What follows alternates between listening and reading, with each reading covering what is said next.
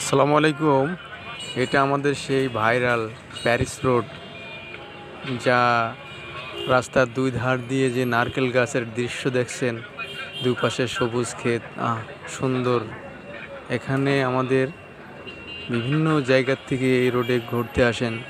আসলে জায়গাটা অনেক সুন্দর এবং রোমান্টিক বিকালের টাইমটা।